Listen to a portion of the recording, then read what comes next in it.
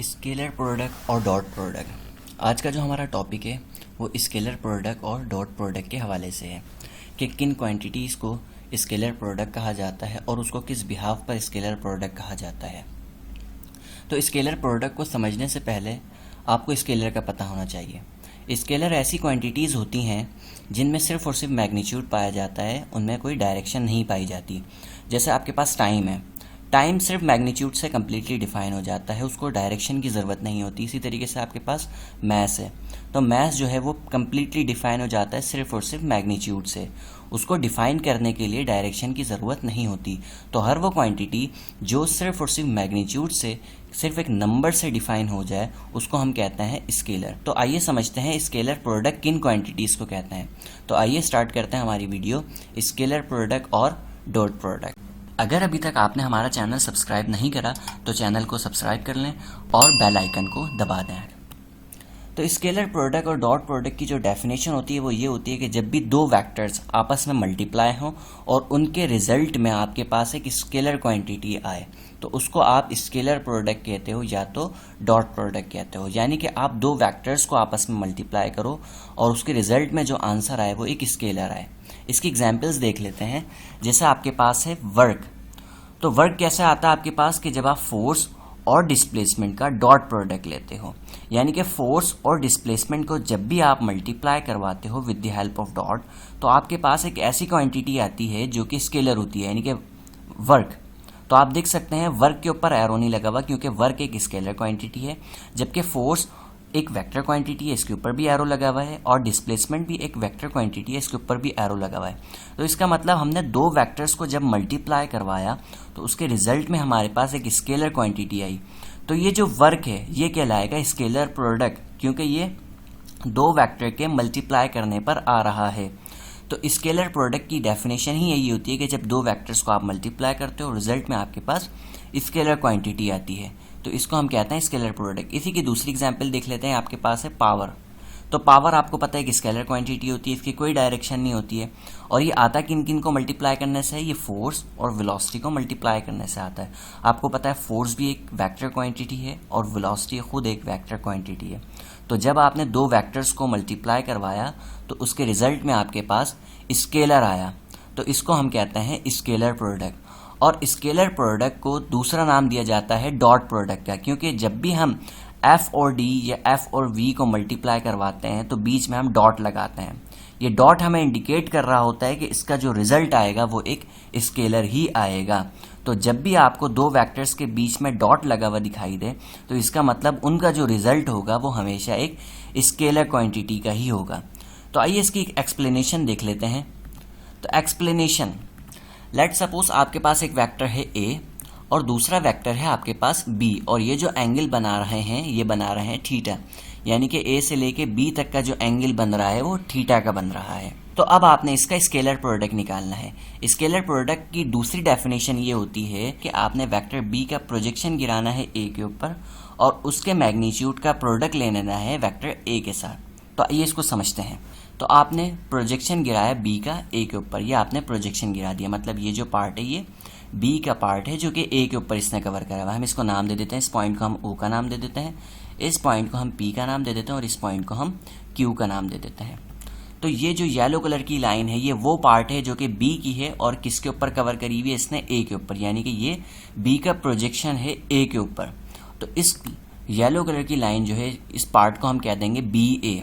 तो इसका जो प्रोडक्ट होगा ए के साथ ये कहलाएगा डॉट प्रोडक्ट। तो हमारे पास ये जो साइड है ये है हाइपोटेनस और ये जो साइड है ये आपके पास है बेस, क्योंकि एंगल के सामने वाला परपेंडिकुलर होता है और एंगल के साथ वाला आपके पास बेस होता है, और जो सबसे बड़ी साइड होती है वो हाइपोटेनस होती है। तो आप ये इक्वेशन जानते हैं कि ए डॉट बी जो है वो बराबर है ए का मैग्नीट्यूड और बी ए, यानी कि ए और बी को जब भी हम मल्टीप्लाई करते हैं तो ए का ये मैग्नीट्यूड होता है, वो मल्टीप्लाई होता है बी ए से।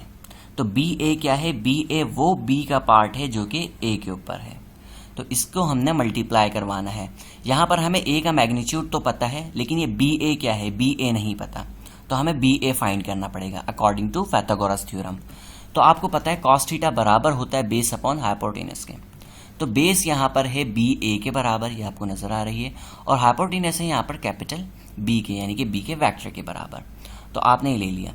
अब आप क्या करोगे, बी को उधर भेज दोगे तो बी इधर डिवाइड में, उधर जाके मल्टीप्लाई में हो जाएगा। तो इक्वेशन कुछ इस तरीके की हो जाएगी कि B cos theta is equals to B ए।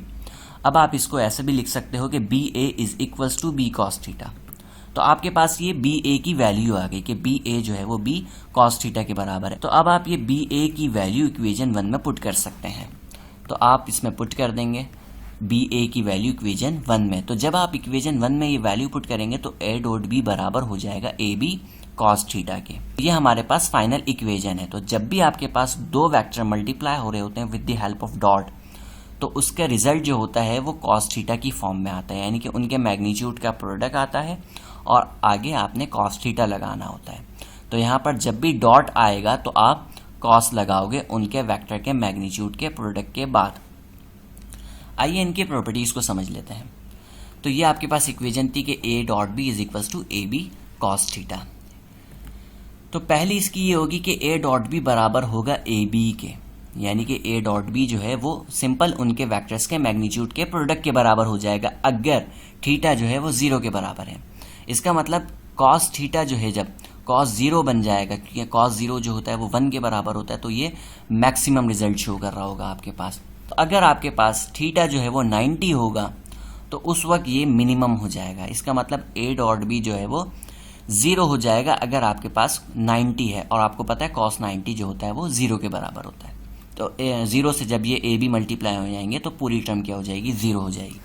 और अगर आपके पास एंगल जो है 180 है तो ए डॉट बी जो है वो नेगेटिव ए बी, यानी कि उनके मैग्नीट्यूड जो है वो नेगेटिव में चले जाएंगे, क्योंकि कॉस 180 -1 के बराबर होता है। तो -1 जब ए बी से मल्टीप्लाई होगा तो ये इसका साइन नेगेटिव में चेंज करते हैं। सबसे अहम प्रॉपर्टी यानी कि I dot I, J dot J और के डॉट के जो है जब भी आपस में मल्टीप्लाई होंगे with the help of dot, तो इनका जो रिजल्ट आएगा वो 1 के बराबर होगा।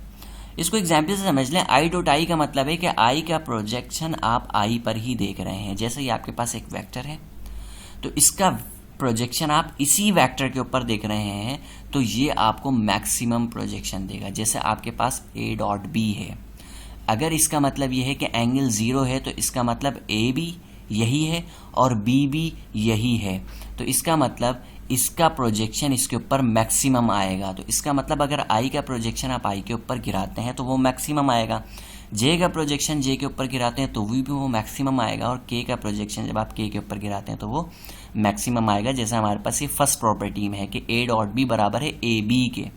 अगर आपके पास एंगल जो है वो 0 है, इसका मतलब ये है कि बी का प्रोजेक्शन आप ए के ऊपर गिरा रहे हो और इन दोनों के दरमियान एंगल जो है वो 0 है, मतलब आपके पास जो ए की डायरेक्शन है वही बी की डायरेक्शन है, तो आपके पास मैक्सिमम मैग्नीट्यूड आएगा। और दूसरी कंडीशन ये है कि आप अब क्या कर रहे हो, आप आई का प्रोजेक्शन ले रहे हो जे के ऊपर, या जे का प्रोजेक्शन ले रहे हो के ऊपर, या के का प्रोजेक्शन ले रहे हो आई के ऊपर, तो वो 0 आएगा। जैसे आप ये रेड कलर की लाइन है, ये आपके पास लेट सपोज ये आई डायरेक्शन है और ये जे डायरेक्शन है।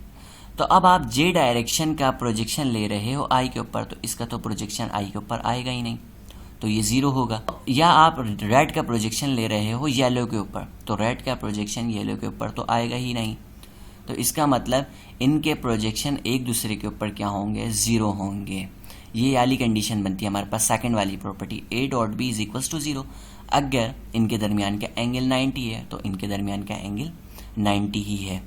तो आज की वीडियो में हमने पढ़ा कि स्केलर प्रोडक्ट किसे कहते हैं। तो स्केलर प्रोडक्ट हर वो प्रोडक्ट होता है जो दो वेक्टर को मल्टीप्लाई करने पर एक स्केलर क्वांटिटी आए, और इसको लिखने का तरीका यही होता है कि A dot B is equals to A B cos theta.